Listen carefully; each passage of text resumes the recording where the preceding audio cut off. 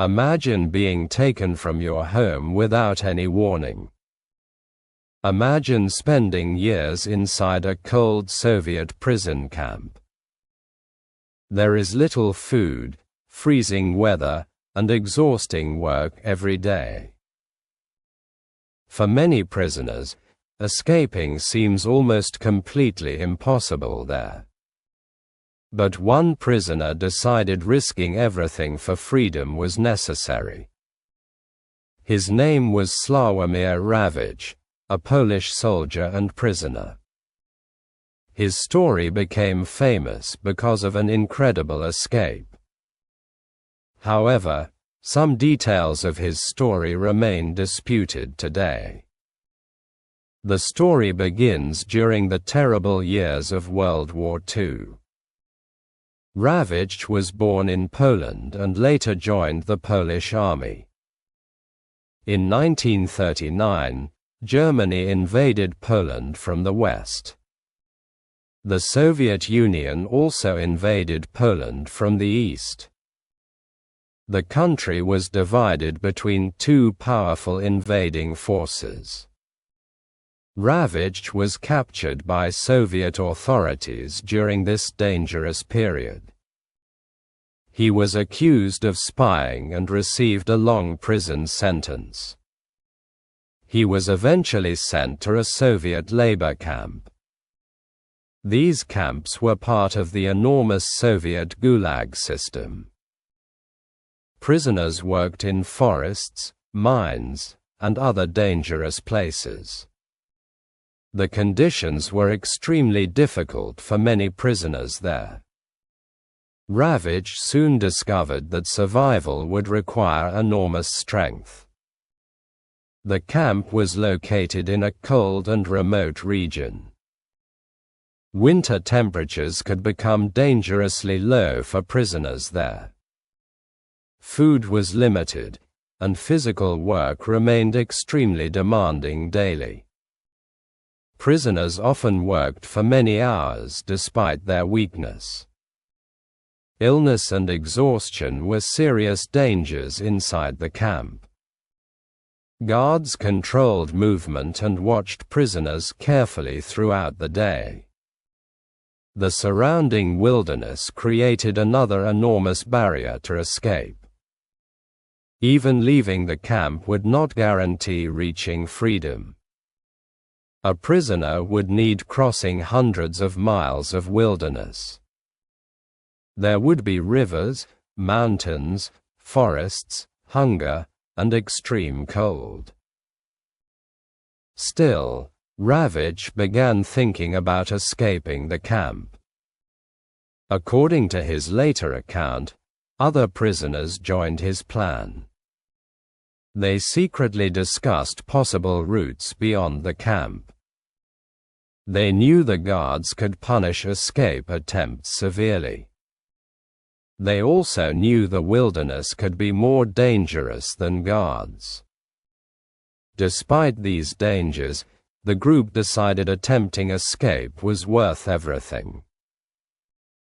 They waited for the right opportunity to leave the camp. Eventually, they managed escaping from their Soviet prison camp. The group then began one of the most difficult journeys imaginable. They had little food and almost no reliable equipment with them. Their real struggle had only begun after leaving the camp. They needed traveling far from Soviet-controlled territory without being captured. The journey would take them through some of Asia's harshest landscapes. They faced freezing conditions, hunger, exhaustion, and dangerous terrain. Every step carried the possibility of capture or death. Yet Rawicz and his companions continued moving forward together. Their goal was simple: reaching a place where they were free. But the road ahead was much longer than they expected. Could a small group really survive such an impossible journey? Rawicz and his companions had escaped the prison camp. But freedom did not mean their journey was finished. They still faced an enormous distance between themselves and safety. They had very little food and almost no useful equipment.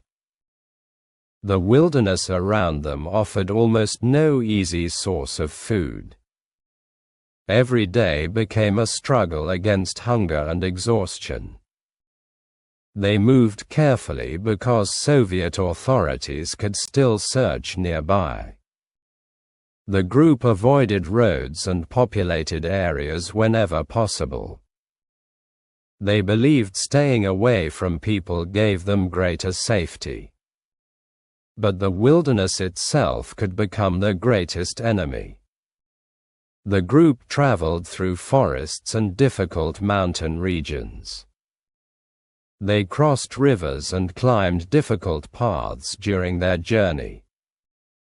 Cold weather made every movement harder and more painful. Their clothes became damaged as they traveled across rough terrain. Their shoes also suffered during the long journey southward. Food became increasingly difficult finding as their supplies disappeared.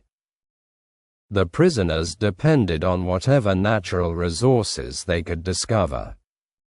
Sometimes they found plants or other simple sources of food. At other times, hunger became almost impossible to tolerate. Still, they continued moving toward warmer lands. According to Rawicz's account, the group eventually reached Mongolia. The country offered a completely different landscape from the prison camp. They hoped reaching Mongolia would make escape easier and safer. However, they still faced enormous distances and difficult conditions. They continued walking for many days without proper transportation. Their bodies became weaker as the journey continued forward. Every person in the group needed supporting the others. If one person became too weak, everyone faced greater danger. Their survival depended on cooperation and determination. Then their journey became even more difficult. The group eventually moved toward the Gobi Desert. The Gobi is one of the largest deserts in Asia. Crossing such a desert without enough water is extremely dangerous. During the day, temperatures can become very high there. At night, the desert can become surprisingly cold. The travelers needed carefully managing their limited water supplies. They could not waste a single drop during the crossing. Walking through endless sand and rocky ground exhausted everyone. Their journey became a constant battle against dehydration. The desert tested their determination like never before. Rawicz described finding ways to continue despite extreme exhaustion. The travelers searched carefully for water whenever possible. They moved when conditions were more manageable and rested when necessary. Their bodies became thinner and weaker during the journey. Yet the idea of freedom continued giving them strength. They had already survived the prison camp and escaped successfully. Turning back would mean returning toward the danger they had escaped. So they continued moving across the enormous desert landscape. Beyond the desert, another enormous challenge waited for them. According to Rawicz, the group eventually reached Tibet. The Himalayan region created some of their greatest difficulties. High mountains made walking physically exhausting and extremely dangerous. The air became thinner as they climbed toward higher areas. Cold temperatures returned after their difficult desert journey. They needed finding food and water while crossing remote mountains. The group continued despite injuries, exhaustion, and terrible weather. Their journey became a test of human endurance. Every mountain seemed to create another impossible obstacle. But the group still had one final goal. They wanted reaching British-controlled India and finding safety there. For Rawicz, reaching India meant finally escaping Soviet control. The travelers continued moving through dangerous Himalayan terrain. They crossed valleys, mountains, and remote areas without reliable maps. Their survival depended heavily on their determination and cooperation. Eventually, according to Rawicz's account, they reached India. After years of imprisonment and months of dangerous travel, freedom seemed real. The journey had taken them across an enormous part of Asia. But there is an important question about this story. Did Rawicz really complete this incredible journey exactly as described? For many years, readers accepted his story as completely true. His book became famous around the world after its publication. However, later researchers discovered serious problems with his account. Some historical records did not match important parts of his story. Other researchers questioned whether the entire journey actually happened. The debate continues because some evidence supports parts of his story. Other evidence creates serious doubts about the complete adventure. And this is where the story becomes even more fascinating. The escape itself is connected to real historical events. Soviet prison camps certainly existed during this period of history. Polish prisoners were also held inside the Soviet Gulag system. Escapes from Soviet camps were extremely dangerous but did happen. However, the exact details of Rawicz's legendary journey remain disputed. This makes his story both fascinating and controversial today. The question of truth would follow Rawicz for the rest of his life. Rawicz's story became famous after his book reached readers worldwide. The book described an incredible journey from Siberia toward India. Readers were amazed by the prisoner's courage and physical endurance. Many people believed every detail of the journey was completely true. The story became especially popular because it described impossible survival. A small group had supposedly crossed deserts and enormous mountains. They had survived hunger, freezing temperatures, and dangerous landscapes together. For many readers, Rawicz became a symbol of human determination. But historians eventually began questioning his remarkable story. Researchers discovered that some important details did not match records. One major problem involved the people who supposedly escaped with Rawicz. Some names and personal details were difficult confirming through historical documents. Researchers also examined Rawicz's imprisonment and release records carefully.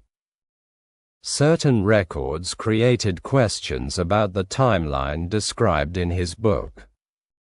These discoveries caused historians to reconsider the entire story. Was Rawicz remembering events incorrectly after many difficult years?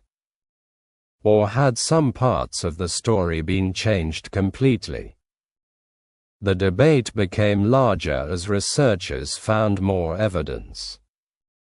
One important discovery involved another Polish prisoner named Witold Glinski. Glinski later claimed that he completed a similar escape journey. His account contained many details similar to Rawicz's famous story. This created another difficult question for historians and researchers. Could the story have belonged partly to another prisoner? Some researchers believed Rawicz may have used another person's experiences. Others believed both men described real events from different journeys. There is no complete agreement about what actually happened. The mystery surrounding Rawicz became almost as interesting as his escape. What historians do know is that Soviet labor camps were real. The Gulag system held millions of prisoners across Soviet territories. Conditions inside many camps were extremely harsh and dangerous. Prisoners faced hard labor, hunger, disease, and freezing weather. Many people died inside the camps during those terrible years. Escaping was extremely difficult because the camps were heavily controlled. The surrounding geography also created enormous natural barriers. A successful escape required extraordinary luck and determination. So even the disputed story has a real historical background. Rawicz himself continued telling his story throughout his later life. He maintained that the journey had really happened to him.